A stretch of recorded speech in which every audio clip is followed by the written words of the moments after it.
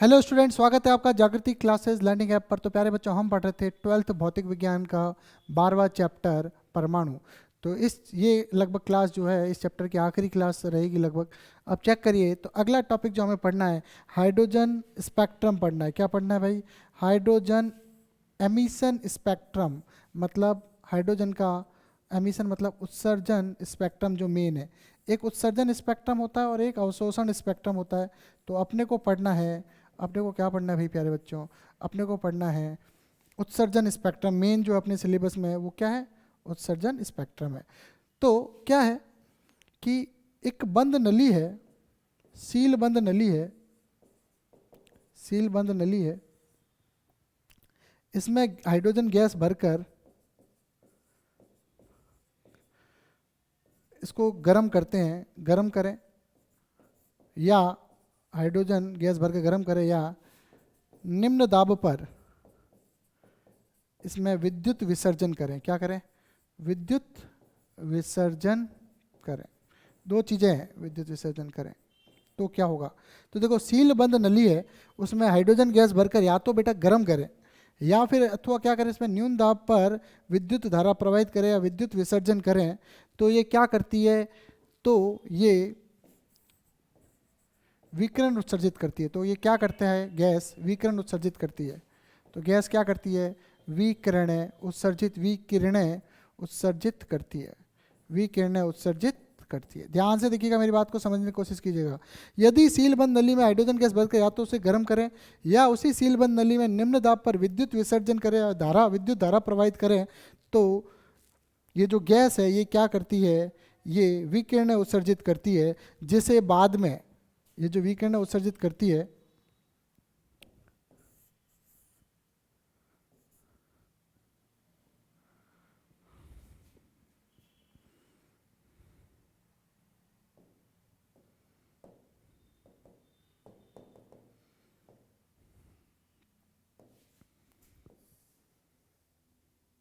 ठीक है, तो इसको थोड़ा छोटा कर दिया।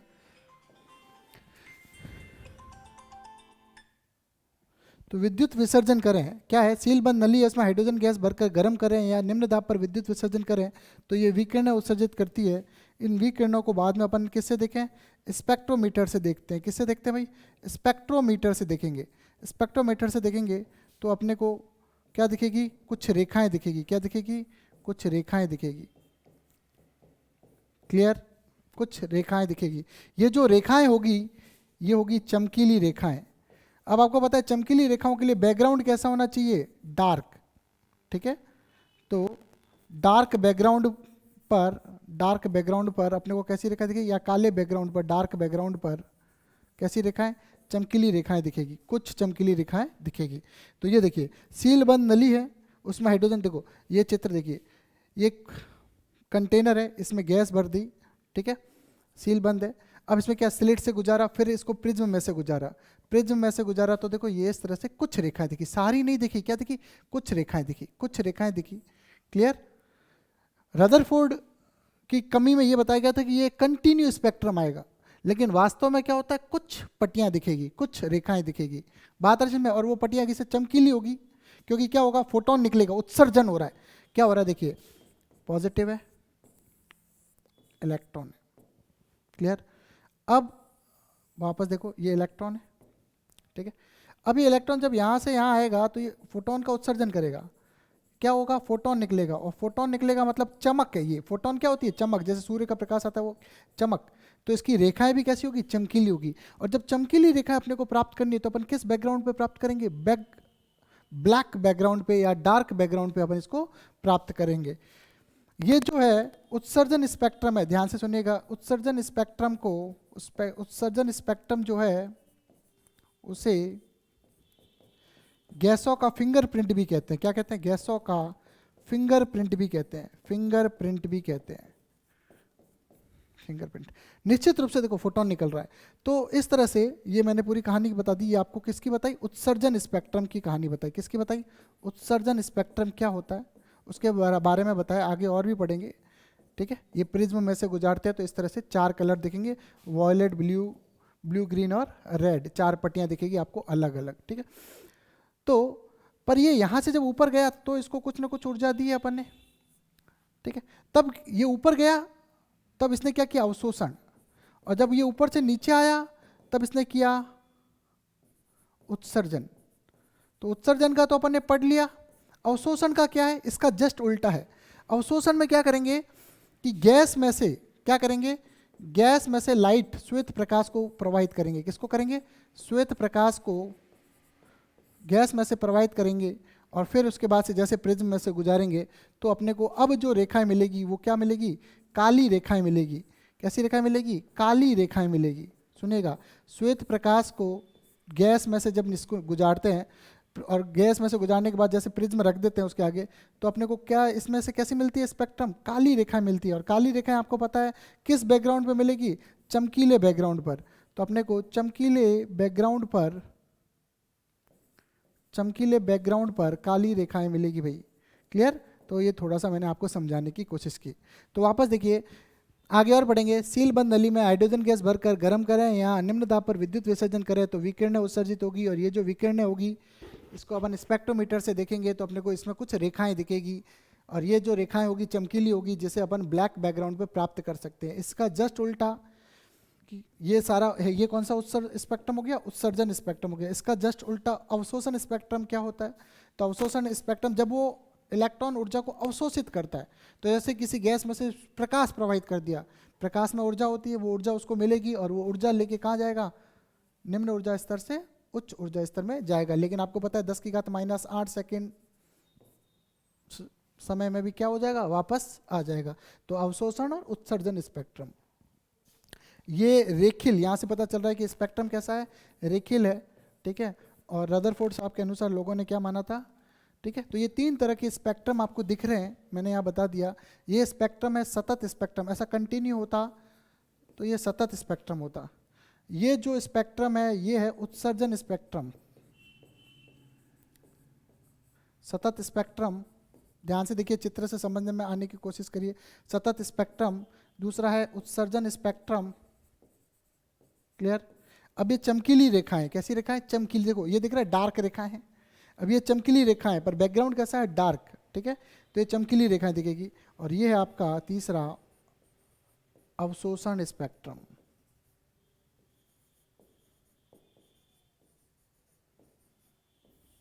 आप अब इतना ध्यान रखिए कि समझने की कोशिश करिए। उत्सर्जन कोई करेगा, फोटोन का उत्सर्जन करेगा तो चमक होगी, तो जो रेखाएं होगी वो कैसी होगी, चमकीली होगी, और बैकग्राउंड कैसा होगा, डार्क होगा। और अवशोषण उसका जस्ट उल्टा, याद रखिए।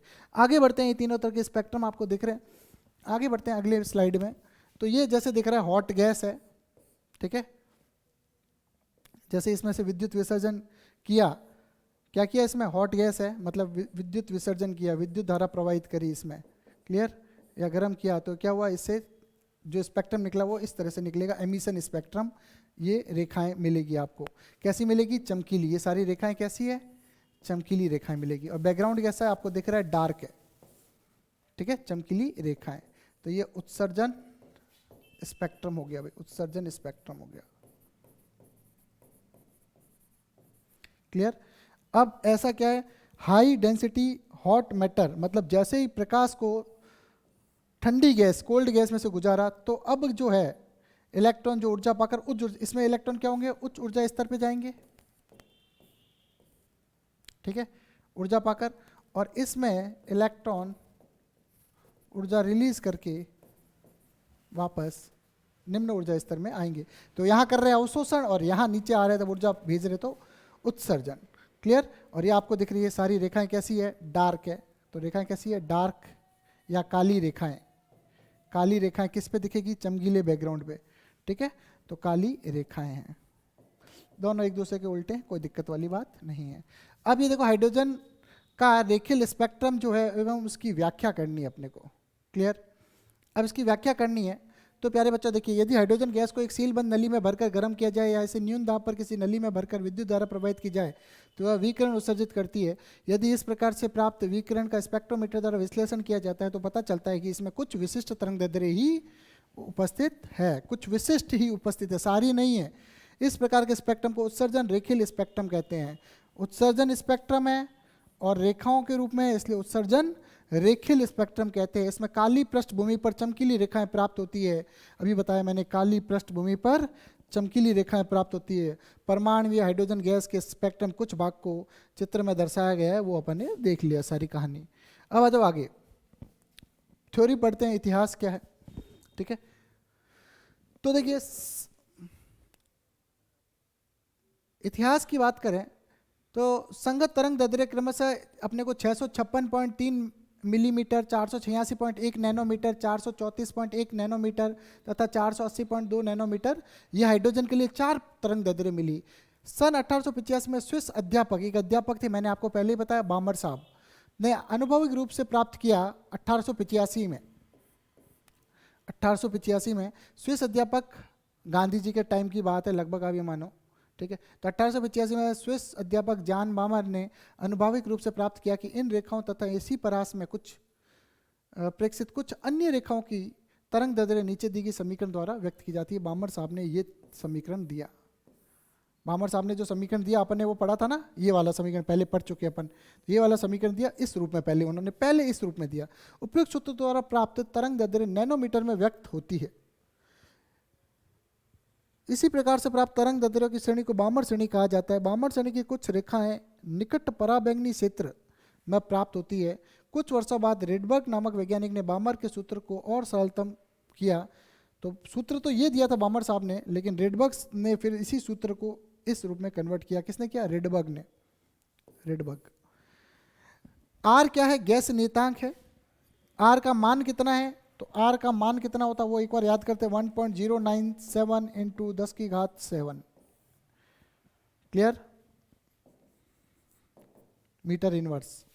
ठीक है, तो 1.097 इंटू 10 की घात 7 याद रखना। 1.097 इंटू 10 की घात 7, 7 याद रखना। हम 7 है भाई, 7 याद रखना। 1.097 इंटू 10 की घात 7।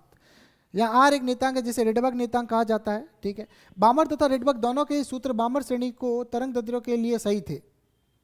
दोनों सूत्र, ये दोनों सूत्र जो है बामर तथा रेडबर्ग दोनों के सूत्र बामर श्रेणी के लिए क्या साबित हुए बेटा? सही साबित हुए। थ्योरी लिखी हुई है तो दोनों के सही साबित हुए, किंतु अनुभविक सूत्र होने के कारण किसी सैद्धांतिक मॉडल पर आधारित नहीं थे। कोई मॉडल पर आधारित नहीं थे, ऐसे दे दिया था। ठीक है, इन सूत्रों द्वारा यह बताना संभव नहीं था कि हाइड्रोजन स्पेक्ट्रम में विशिष्ट तरंग दैर्ध्यों की उपस्थिति का कारण क्या है।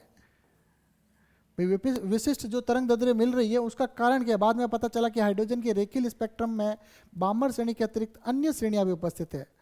उस समय तक माना जाता था कि भाई एक ही श्रेणी है, फिर माना गया कि भाई अन्य श्रेणियां भी है, तो अतिरिक्त अन्य श्रेणियां भी उपस्थित, जिनके प्रारंभिक खोजकर्ताओं के नाम पर इनका नाम लाइमन, पाश्चन, ब्रैकेट, फोन्ट कहा गया। बामर श्रेणी के अतिरिक्त लाइमन श्रेणी तथा पाश्चन श्रेणी को भी दर्शाया गया है। यह देखा जा सकता है कि प्रत्येक श्रेणी के अल्प तरंग दैर्ध्य पक्ष में 2 स्पेक्ट्रम रेखाओं के बीच का अंतराल कम होता है तथा अंत में एक प्रकार से सातत्य उपस्थित होता है।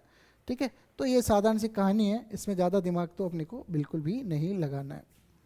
तो प्यारे बच्चों, ये अवशोषण उत्सर्जन हो गया। इसके साथ मैं आपको 2 चीज़ें और बता दूं, फिर अपन थोड़ा आगे और पढ़ेंगे। मैं 2 चीज़ें इसी में बता दूं, 2 परिभाषा हैं। ठीक है, ऊर्जाएं 2 यहाँ ही समझाता हूँ। पहली है उत्तेजन ऊर्जा और दूसरी है आयनन ऊर्जा। क्लियर? उत्तेजन ऊर्जा क्या है? देखो मैं बताता हूँ, चित्र से समझाने की कोशिश करता हूँ। ठीक है, इलेक्ट्रॉन है, यहाँ से यहाँ जाता है। क्लियर? या कोई इलेक्ट्रॉन है वो यहाँ से यहाँ जाता है। तो इलेक्ट्रॉन जब एक कक्षा से दूसरे कक्षा स्तर में जा रहा है, सुनिएगा ध्यान से, तो इसको कहते हैं उत्तेजन ऊर्जा। क्या कहते हैं? उत्तेजन ऊर्जा। ठीक है, तो मैं आपको बता दूं, ये स्पेक्ट्रम की श्रेणी बताने के बाद थोड़ा इसको पढ़ते तो ठीक रहता। चलो इसको अपन थोड़ा बाद में डिस्कस करते हैं। पहले अपन आ जाते हैं यहाँ पे। ठीक है, एक अपन यहाँ पे शुरू करते हैं डेरिवेशन। हाइड्रोजन परमाणु के लिए स्पेक्ट्रम अपने को बताना है। ठीक है,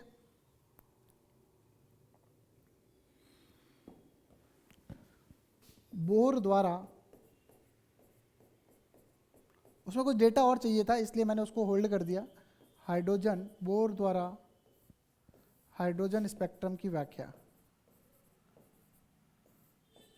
बोर द्वारा हाइड्रोजन स्पेक्ट्रम की, किसके द्वारा भाई? बोर द्वारा, बोर द्वारा हाइड्रोजन स्पेक्ट्रम की व्याख्या। ठीक है, तो अब इसका चित्र देखिए, सुनिएगा। इलेक्ट्रॉन यहां था, इलेक्ट्रॉन यहां था, ऊपर गया। अब क्या होगा? ऊपर से जब नीचे आएगा तो एक फोटोन उत्सर्जन स्पेक्ट्रम उत्सर्जित करेगा फोटोन। तो अगर ये पहला लेवल है और ये कोई उच्च को E2 बोल देते हैं, तो अपन क्या करेंगे? अपने को क्या निकालना है? बोर द्वारा हाइड्रोजन स्पेक्ट्रम। तो यहाँ पे आप ध्यान से देखिए, बोर का तृतीय अभिग्रहित, याद करिए, बोर का तृतीय अभिग्रहित जो यही बताता था आपको, उसने क्या बताया? H न्यू बराबर E2 माइनस E1, समीकरण 1। कोई दिक्कत वाली बात नहीं है। अब E का मान ज्ञात करना है, तो ठीक है भाई। E का मान क्या था? तो E का फॉर्मूला थोड़ा कॉम्प्लिकेटेड था, फिर भी मैंने आपको याद करा था, मी बट्टा ही, ऐसे करके बताया था मैंने आपको, मी और बट्टा ही। अब देखिए ध्यान से, इसकी पावर 4 थी और ये 2 थे, और टोटल कितना हुआ? 8, तो ये 8 आया था, और ये मैंने बताया था आपको पिछली कक्षा में। और ये आता है जेड स्क्वायर बट्टा एन स्क्वायर, और आगे आता है माइनस, और ये एप्सिलॉन नॉट था तो नॉट लगा दिया। ये समीकरण हो गई, ठीक है। अब देखिए 2 के लिए निकालना है, तो मैंने यहाँ कर दिया 2 और सेम फॉर्मूला, ज़्यादा दिमाग नहीं लगाना है, ज़्यादा दिमाग तो हरगिज नहीं लगाना है। जेड स्क्वायर बट्टा N1 स्क्वायर, ये फॉर्मूला था। अब किसके लिए? ठीक है, हाइड्रोजन के लिए। तो सीधा सा हाइड्रोजन के लिए तो Z बराबर 1 हो गया, तो Z वाले की बात ही नहीं करें। ये हो गया माइनस, पहले मैं पूरा लिख देता हूँ, ये हो गया 1 1, ठीक है। अब Z बराबर 1 है, तो ये हाइड्रोजन वाला तो 1 कर दे, तो ये हाइड्रोजन मैंने हटा दिया, कोई दिक्कत वाली बात नहीं है, 1 कर देते। फॉर्मूला आपको मैं अलग से इधर बता देता हूँ। E बराबर, ये आपको याद होना चाहिए, मी बट्टा ही, ये हो गया पावर 4, ये स्क्वायर स्क्वायर, और ये हुआ 8, और ये हो गया जेड स्क्वायर बट्टा एन स्क्वायर और माइनस, क्लियर? ये एप्सिलॉन नॉट। तो ये फार्मूला मैंने आपको पहले बताया कि ये फार्मूला सारा इसी पे डिपेंडेंट है, डेरिवेशन इसी पे डिपेंडेंट है। तो बेटा 3। प्यारे बच्चों, यहाँ तक मेरे हिसाब से आपको समझ में आ गया होगा। बोर का तृतीय अभिग्रहित इस डेरिवेशन में काम आ रहा है, जिसमें अपन ने क्या किया? एच न्यू बराबर E2 माइनस E1 पढ़ा था, ठीक है। तो E2 बराबर अपन ने फॉर्मूला लिख दिया, ये 2 और 2 कर दिया, ये 1 और 1 कर दिया, जेड 1 है तो ये 1 1 लिख दिया, कोई दिक्कत नहीं है। अब मान रखेंगे और अपना आंसर आने लगेगा। अब अपन आगे जो है मान रखेंगे और अपना आंसर आने लगेगा। समीकरण 2 व 3 से मान समीकरण 1 में रखने पर वो आगे आप लिख देना। तो पुनः एच न्यू बराबर, ठीक है, एच न्यू बराबर मैं रखूं तो माइनस का m e की पावर 4 बट्टा 8h square epsilon nought square n2 का स्क्वायर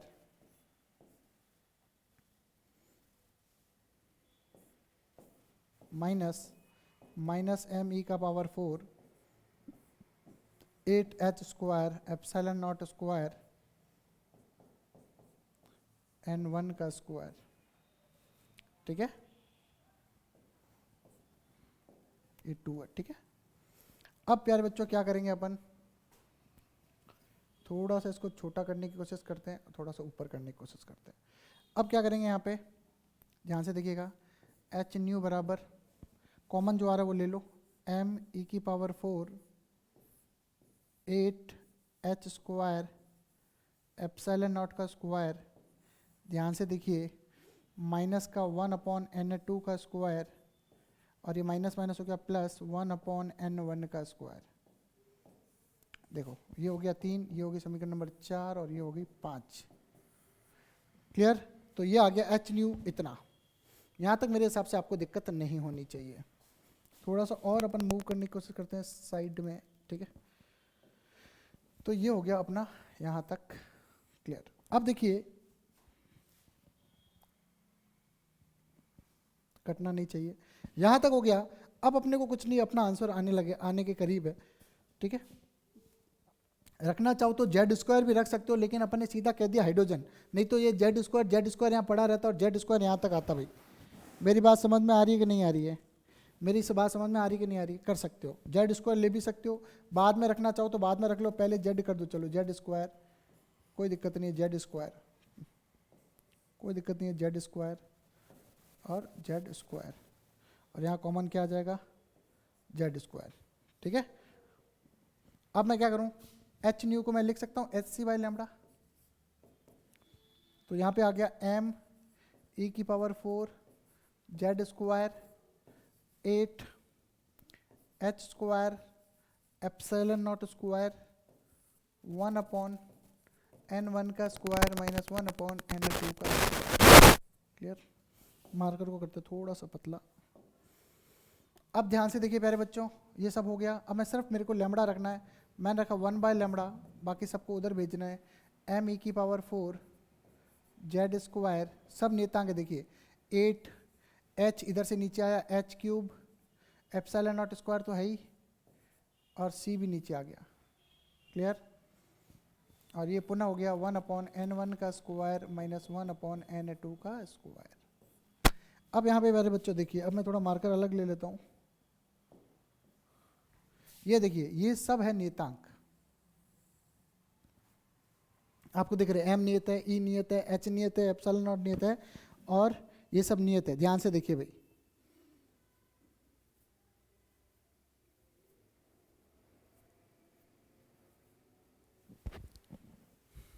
ठीक है।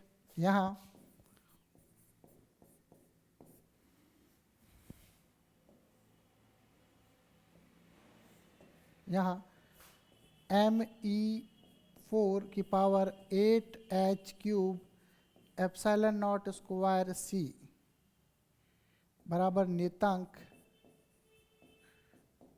है, जिसे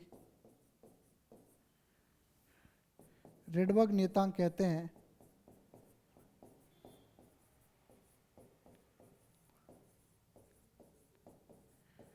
और आर से प्रदर्शित करते हैं।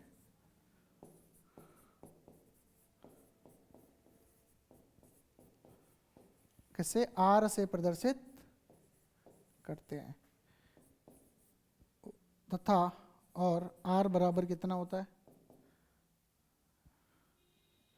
आर बराबर 1.097 इंटू 10 की पावर 7 मीटर इनवर्स।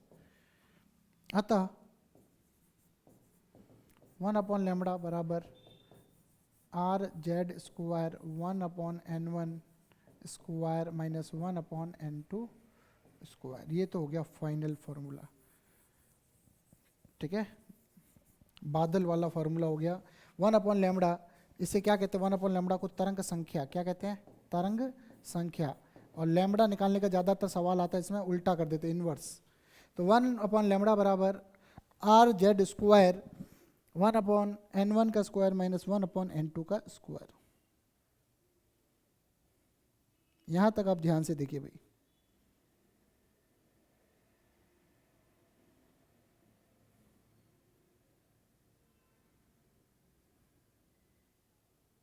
ध्यान से देखिए इस डेरिवेशन को।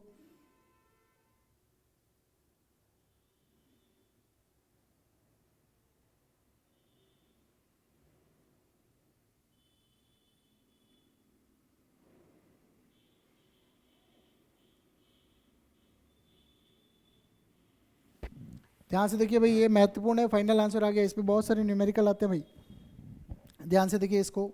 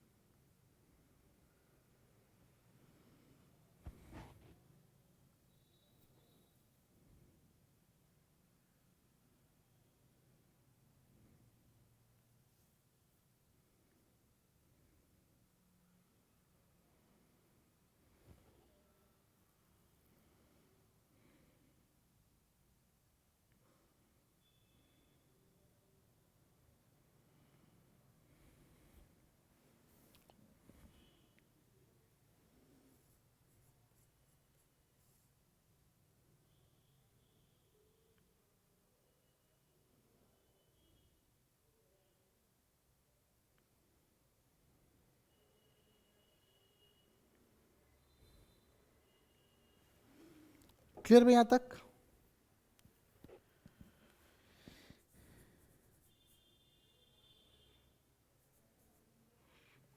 क्लियर भाई यहाँ तक हो गया? बोर द्वारा हाइड्रोजन स्पेक्ट्रम की व्याख्या में अपन ने पूरा फॉर्मूला 1/λ वाला फॉर्मूला जो मेन फॉर्मूला था वो अपन ने पूरा कवर कर लिया। मेरे हिसाब से आपको यहाँ तक बच्चों कोई दिक्कत नहीं होनी चाहिए।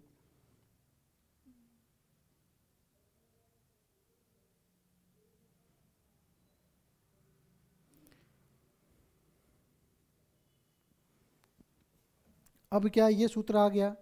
अब क्या है, हाइड्रोजन स्पेक्ट्रम रेखाएं निकालनी है। किसके लिए? हाइड्रोजन की स्पेक्ट्रम रेखा। हाइड्रोजन स्पेक्ट्रम की व्याख्या हो गई, ये आ गया। अब हाइड्रोजन की स्पेक्ट्रमी श्रेणी, हाइड्रोजन स्पेक्ट्रम श्रेणी निकालनी है। तो ये अपना टॉपिक है अगला, हाइड्रोजन स्पेक्ट्रमी या स्पेक्ट्रम श्रेणी, हाइड्रोजन स्पेक्ट्रम श्रेणी। ध्यान से देखिएगा, इंपॉर्टेंट टॉपिक है प्यारे बच्चों। तो देखो इसमें क्या होता है, ये जो सूत्र है जिसमें अपन अगर इस सूत्र में z बराबर 1 रख ले तो 1/λ बराबर r 1/n1 का स्क्वायर माइनस 1/n2 का स्क्वायर। क्लियर? ये फॉर्मूला है। z बराबर अपन ने क्या रख दिया, अभी फॉर्मूला जो z था यहाँ z बराबर 1 रख दिया, तो यहाँ आ गया 1, ये 1 कर सकते हो। ठीक है, ये फॉर्मूला आपने काम का है। अब यहाँ पे देखिए हाइड्रोजन स्पेक्ट्रम श्रेणी में क्या है, मैं बताता हूँ आपको ट्रिक, आपको याद रखना है इसके बारे में थोड़ी सी कहानी, बस ट्रिक बताऊँगा आपको। याद रखना LBP, ठीक है, 1 2 3 4 5 गिनती लिख देनी है भाई, और आपको लिख देना UV ऐसे। ठीक है, युवराज सिंह के लिए लिखते हैं ना UV, बस। और अब इसको अपन लिख देते हैं, ये है L से लाइमन, ब से है बामर, प से है पाश्चन, P से है पाश्चन, B से है ब्रैकेट, और P फुंड होता है, पर इसको लिखते हैं अपन क्या है, फुंड। तो ये सारी श्रेणियाँ हो गई फुंड श्रेणी। तो ये प्यारे बच्चों ये अपना एक ट्रिक है, अपन याद रखना है पांचों श्रेणियों को कैसे। तो अपने इसको याद रख सकते हैं LBP से, LBP लाइमन बामर पाश्चन ब्रैकेट और P फुंड। मेरे ख्याल से यहाँ तक हो गया भाई आपके। P साइलेंट होता है, ठीक है। तो मतलब कहीं से भी सुनना, कहीं से भी तरंग या कहीं से भी इलेक्ट्रॉन पहले में आए, कहीं से भी आए, दूसरे से आए, तीसरे से आए, चौथे से आए, तो वो होता है लाइमन श्रेणी। कहीं से भी 2 में आए, n बराबर 2, ठीक है। और ये क्या होता है, क्षेत्र मतलब किरणें, ये जो होता है ये पराबैंगनी क्षेत्र होता है। ये पराबैंगनी लिख देता हूँ मैं यहाँ पे, ये विजिबल दृश्य, और ये पूरा क्या होता है, अवरक्त। क्लियर? आई से अवरक्त, इंफ्रारेड, विजिबल दृश्य, ठीक है। तो इस क्षेत्र में ये दिखते हैं। तो ये अपन ने LBP से इसके पांचों के निकाल दिया। पांचों के सूत्र अपने को निकालने हैं, तो मैं पांचों के सूत्र आपको बता देता हूँ। क्लियर? यहाँ से देखिए, कहीं से भी 1 में आए लाइमन, कहीं से भी 2 में आए, 3 से 2 में आए, कहीं से 2 आए, ये क्या हो गया, लाइमन बामर पाश्चन। ठीक है, तो मैं इसको यहाँ भी लिख सकता हूँ, लाइमन बामर पाश्चन ब्रैकेट और फुंड। क्लियर? अब इन सब की ऊर्जाएं हैं, वो भी अगर याद रहे तो बढ़िया है। मैंने आपको पहले एक बार बताई है। पहले की ऊर्जा होती है माइनस का 13.6 इलेक्ट्रॉन वोल्ट, याद हो तो, माइनस का 3.4 इलेक्ट्रॉन वोल्ट, माइनस का 1.5 इलेक्ट्रॉन वोल्ट, माइनस का 0.85 इलेक्ट्रॉन वोल्ट, 0.85, माइनस का 0.54 इलेक्ट्रॉन वोल्ट, ऐसा कुछ। ये पांचों की ऊर्जा आपको याद होनी चाहिए। ये इस तरह से आपको पैटर्न दिखेगा, देखो लिखा हुआ बामर पाश्चन, ठीक है, बामर पाश्चन ब्रैकेट और फुंड, चारों इस तरह से चित्र आपको ध्यान रखो। अब इसके पांचों सीन जो है वो फॉर्मूले अगर अपने को बनाने हैं तो अपन यहाँ पे बना सकते हैं, कोई बड़ी बात नहीं है। अगले पे बनाना, अगले पे बना दो, मेरे हिसाब से यहीं पे बना देते हैं। पहला L 1/λ equals to R, n कितना है 2, तो 1/2 का स्क्वायर माइनस n2 का स्क्वायर। LB बामर 1/λ R 3 का, हाँ पहला लाइमन है ना, इसको थोड़ा सही करना, 1 शुरू होगा ना, n बराबर 1, l बराबर 1 है, ठीक है। ये हो जाएगा 2 का स्क्वायर बामर, जो बोर के कॉन्सेप्ट से भी पहले से फॉर्मूला प्रचलित था। बामर पाश्चन 1 अपॉन लैम्बडा, r बराबर 1 अपॉन r इंटू 3 का स्क्वायर माइनस 1 अपॉन n2 का स्क्वायर, 3 हो गए पाश्चन, लाइमर बामर पाश्चन। चौथा bracket 1 upon lambda r 1 upon, ये कितना है 1 2 3 4, तो 4 का स्क्वायर n2 का स्क्वायर, पी फुंड 1 upon lambda equals to r 1 upon 5 का स्क्वायर माइनस 1 अपॉन n2 का स्क्वायर। क्लियर, ये 5 तरह की तरंग होगी। अब इसमें देखो n2 कितना होगा, तो n 1 से ज़्यादा होगा तो 2 3 4 हो सकता है, ये 3 4 5 हो सकता है, ये 4 5 6 हो सकता है, ये 5 6 7 हो सकता है, ये 6 7 8 हो सकता है, इस तरह से। तो ये अपन ने कर लिया हाइड्रोजन स्पेक्ट्रमी श्रेणी। मेरे हिसाब से प्यारे बच्चों यहाँ तक आपको कोई दिक्कत नहीं होनी चाहिए। ये पूरा डेरिवेशन आपने भली भांति अपन ने कर लिया, और अपन ने यहाँ भी ये जो चीज़ें हैं ये कर ली। अब आप ये देखिए, सुनिएगा, यहीं पे इसी में बता देता हूँ कि कोई इलेक्ट्रॉन यहाँ पे है, सुनिएगा, यहाँ से इसको यहाँ जाना चाहिए, मतलब यहाँ से यहाँ जाना है, मतलब इसको कह रहे हैं ये यहाँ पे था इलेक्ट्रॉन, या मैं पहली कक्षा की बात करूँ, पहली कक्षा में तो इलेक्ट्रॉन अगर यहाँ था पहली कक्षा में, सुनिएगा, तो ये इसकी मूल अवस्था है। क्या है मूल अवस्था, सुनिएगा ध्यान से। अब ये इलेक्ट्रॉन यहाँ आता है तो इसकी पहली उत्तेजन अवस्था है। क्या है भाई, पहली उत्तेजन अवस्था, अपने कक्ष के जस्ट पास वाला पहली उत्तेजन अवस्था। ये दूसरी उत्तेजन अवस्था, दूसरी उत्तेजन अवस्था। तो उत्तेजन अवस्था में आप समझ रहे हो, उत्तेजित होना, परमाणु के अंदर ही उत्तेजित होना। क्लियर, और तो ये सब उत्तेजन अवस्था है। और इलेक्ट्रॉन जो है मूल अवस्था बिल्कुल बाहर चला जाए तो ये आयनन की अवस्था हो गई। परमाणु क्या हो गया, इलेक्ट्रॉन बाहर चला गया तो क्या हो गया, आयनित हो गया। ठीक है, तो इलेक्ट्रॉन यहाँ से जब बाहर चला जाता है तो ये जो ऊर्जा चाहिए होती है इसको कहते हैं आयनन ऊर्जा। क्या कहते हैं, आयनन ऊर्जा। और इस आयनन ऊर्जा से संबंधित विभव को क्या कहते हैं, आयनन विभव। यहीं पे मैं समझाने की कोशिश करता हूँ, उधर जाने की जरूरत नहीं है। तो किसी परमाणु को आयनित करने के लिए आवश्यक ऊर्जा। ठीक है, तो यहाँ से किसी इलेक्ट्रॉन को बिल्कुल बाहर भेजना है तो उसको इतनी की इतनी ऊर्जा देनी चाहिए। तो इसका आयनन ऊर्जा कितनी होगी, आयनन ऊर्जा इसमें होगी 13.6 इलेक्ट्रॉन वोल्ट। कितनी होगी, 13.6 इलेक्ट्रॉन वोल्ट। और विभव कितना होगा, ई हटा दोगे तो आ जाएगा 13.6 वोल्ट। क्लियर।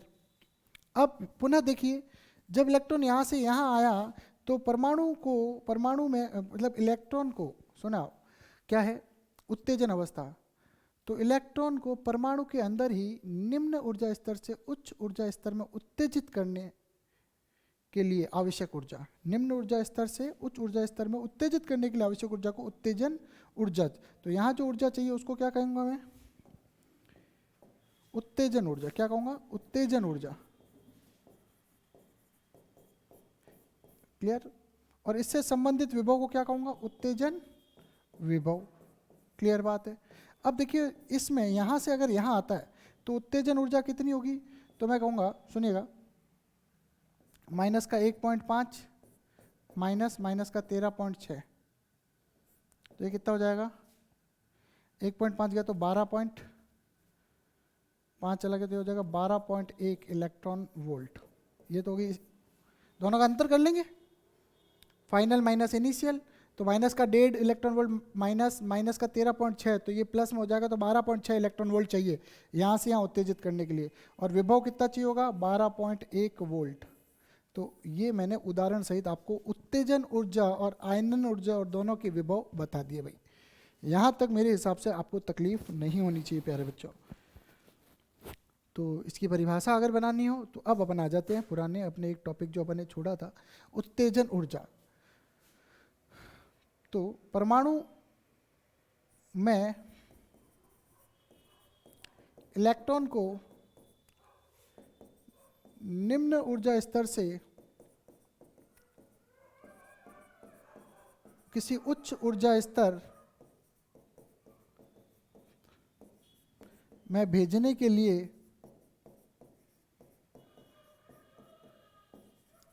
आवश्यक ऊर्जा।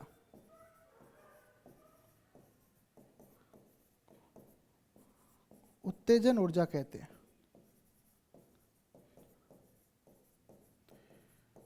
और इससे संबंधित विभव को और उत्तेजन के लिए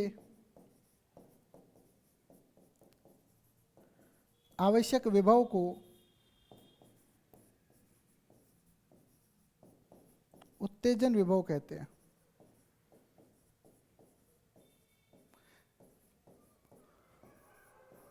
तो प्यारे बच्चों, ये हो गया उत्तेजन ऊर्जा।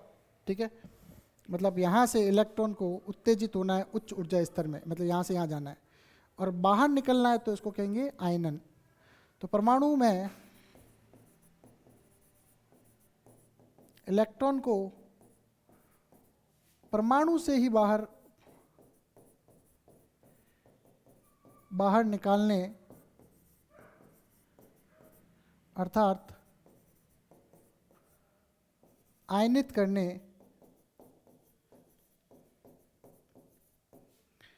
के लिए आवश्यक ऊर्जा को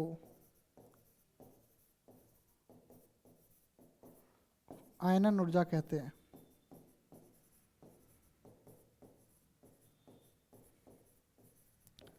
और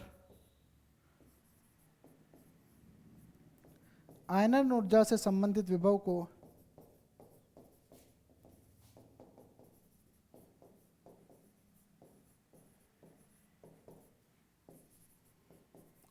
आयनन विभव कहते हैं। तो प्यारे बच्चों, ये दो परिभाषाएं कभी कभी आ सकती है, इसलिए मैंने करवा दी दोनों परिभाषाएं। आप देखो, तो आयनन ऊर्जा और उत्तेजन ऊर्जा, उत्तेजित होगा तो परमाणु अपने ही कक्षाओं में होगा उत्तेजित, और आयनन मतलब वो वहाँ से परमाणु की सभी कक्षाओं से पूर्णतः बाहर चला गया, फ्री। अब वो बाहर जाके कुछ भी करे, चालन करे, जो उसकी मर्जी है, जहाँ उसको तांडव करना है, जो कार्यक्रम करना है वो कर सकता है। मतलब वो परमाणु जो उसका घर है उससे वो फ्री है। क्लियर? तो ये दोनों आयनन ऊर्जा और उत्तेजन ऊर्जा मैंने आपको बता दी ऊर्जा। देखिए इसको ध्यान से। फिर इस चैप्टर का लास्ट टॉपिक है, वो 5 मिनट लेगा, उसी के साथ ये चैप्टर समाप्त कर देंगे। तो लास्ट टॉपिक है बोर मॉडल की कुछ कमियां। देखिए ध्यान से, ठीक है। फिर इसी के साथ इस चैप्टर को समाप्त कर देंगे भाई।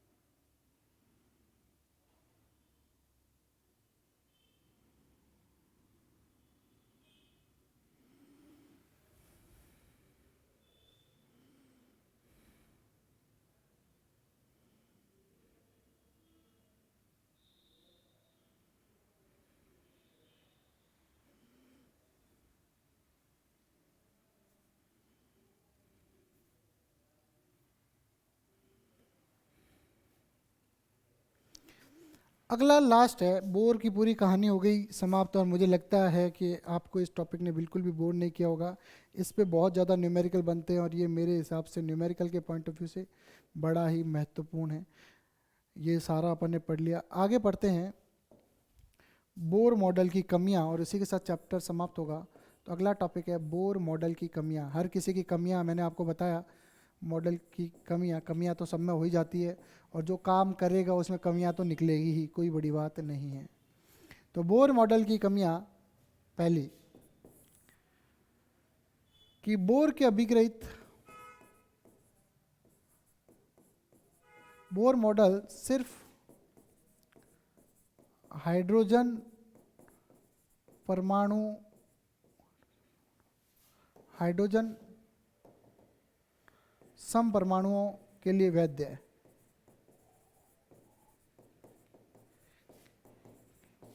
लिए है वैध। क्यों भाई? तो अब क्या है, हाइड्रोजन पढ़ना है तो चलो ठीक है, हीलियम पढ़ना है तो उससे एक इलेक्ट्रॉन निकाल लो, लिथियम पढ़ना है तो दो निकाल लो, आगे और पढ़ने तो इलेक्ट्रॉन निकालते जाओ, ऐसा थोड़ी होता है। तो ये इसकी कमी है कि ये सिर्फ हाइड्रोजन को जो है बेस मान के बनाया गया मॉडल है, ये इसकी कमी है, अन्य परमाणुओं पे ये लागू नहीं होता है। क्लियर? देखो अभी एक इलेक्ट्रॉन और नाभिक के बीच में अपन ने बल के बारे में पढ़ा, गतिज ऊर्जा स्थितिज ऊर्जा के बारे में पढ़ा, लेकिन ज़्यादा इलेक्ट्रॉन हो जाएंगे तो क्या होगा वो ये नहीं बता पाया। तो ये हाइड्रोजन से परमाणुओं के लिए वैध है अगर एक से अधिक इलेक्ट्रॉन के अंतःक्रियाओं के बारे में नहीं बता पाया। शॉर्ट में मैंने इतना लगा दिया। दूसरा उसने कहा कि इलेक्ट्रॉन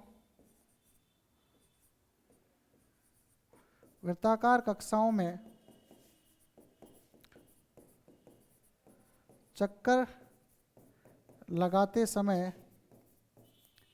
विद्युत चुंबकीय तरंगें उत्सर्जित नहीं करते। त्वरित इलेक्ट्रॉन वृत्ताकार कक्षाओं में चक्कर लगाते समय इलेक्ट्रोमैग्नेटिक वेव उत्सर्जित नहीं करते। इसकी सैद्धांतिक व्याख्या नहीं की, मतलब कॉन्सेप्ट नहीं बताया क्यों नहीं करते भाई, सैद्धांतिक व्याख्या नहीं की। तीसरा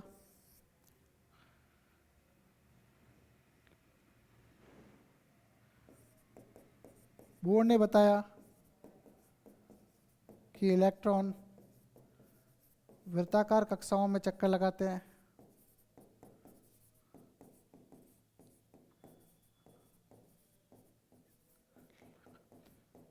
लेकिन वास्तविकता में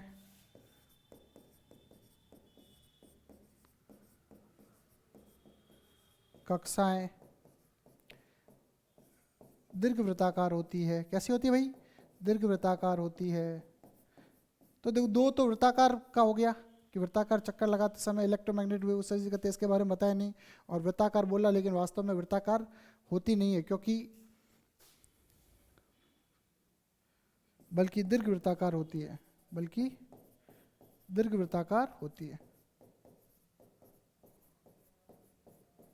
क्यों होती है? क्योंकि कोई भी बल जब व्युत्क्रम वर्ग नियम का पालन करेगा तो वो पथ अपने आप ही दीर्घवृत्ताकार हो जाएगा। नंबर 4,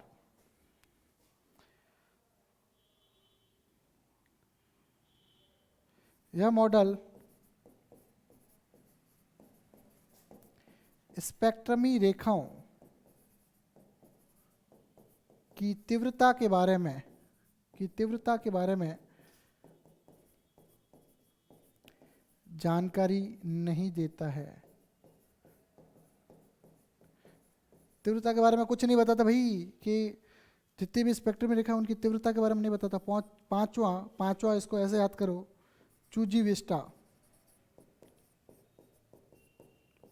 चुंबकीय क्षेत्र में विपाटन जिमान प्रभाव, चुंबकीय क्षेत्र में विपाटन जिमान प्रभाव, विद्युत क्षेत्र में विपाटन स्टार्क प्रभाव।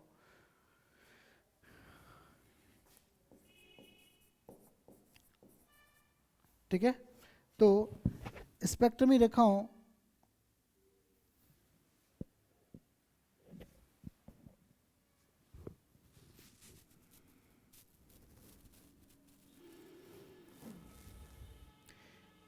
स्पेक्ट्रमी रेखाओं के चुंबकीय क्षेत्र में विपाटन, जिसे क्या कहते हैं, जिमान प्रभाव, तथा विद्युत क्षेत्र में विपाटन,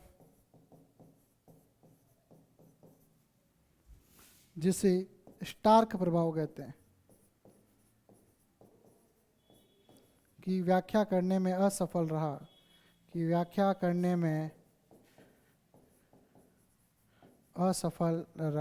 या रहे। बोर साहब थे भाई, रहे। तो बोर साहब जो थे वो स्पेक्ट्रम रेखाओं के चुंबकीय क्षेत्र में विपाटन,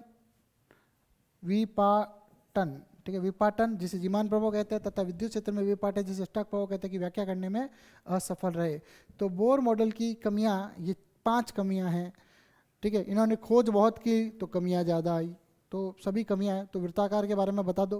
तो ये 5 कमियां आपको बच्चों याद करनी है। वीडियो को बार बार देखिए और इसको समझने की कोशिश कीजिए। इसी के साथ प्यारे बच्चों आज अपना परमाणु चैप्टर जो थ्योरी है इसकी समाप्त हुई। अगली कक्षा में इसके न्यूमेरिकल करेंगे। तो मैं चाहता हूं कि आप इसके डेरिवेशंस और इसके पॉइंट जो है बहुत अच्छे से करें, क्योंकि कंपटीशन के पॉइंट ऑफ व्यू से बड़ा ही इंपॉर्टेंट है। इसी के साथ धन्यवाद। जय हिंद, जय भारत।